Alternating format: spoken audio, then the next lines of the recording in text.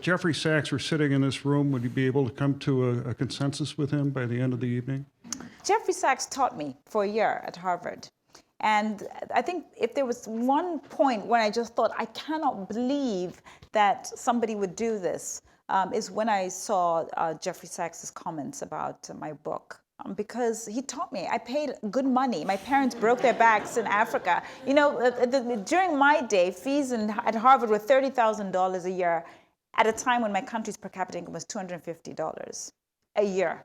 And so I thought I was getting a good education. I sat in his class for a year, and all he talked about was the importance of restructuring governments, the importance of making sure that we had capital markets, we had trade, we had foreign direct investment. And so it seemed to me that his policies and framework applied to everybody else. And then when it came to Africa, oh, that's a very different kettle of fish. Africans, we need to give them aid. But everywhere else, they should be doing trade and foreign direct. And that's what I thought was completely hypocritical. So, you know, every superhero needs a villain. I'm probably his villain. And if he were here, I would say, I think he owes me some money back from the Harvard education that he took. But coming to the, well, just, I mean, to be honest, just on that very point, just to be a bit serious, I would hope that there was a meeting of the minds, because it seems to me it's very difficult in my mind to square the circle around people who say we respect Africans, we want Africans to be our peers, and people who then go around campaigning for, you know, more aid. You know, where are our governments? Why are our governments not standing up and articulating a vision around what the world should look like? Why Africa has struggled to really to do what we needed to do in terms of economic growth and reduce poverty.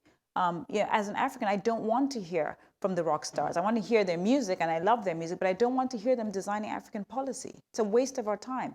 And a Kenyan woman, I think, put it best when I was on my book tour. She said, you know what, if it really is about the provision of public goods, then we should really be voting between the Gates Foundation and you know, some other agency, the Danish Foundation, on who provides us best healthcare.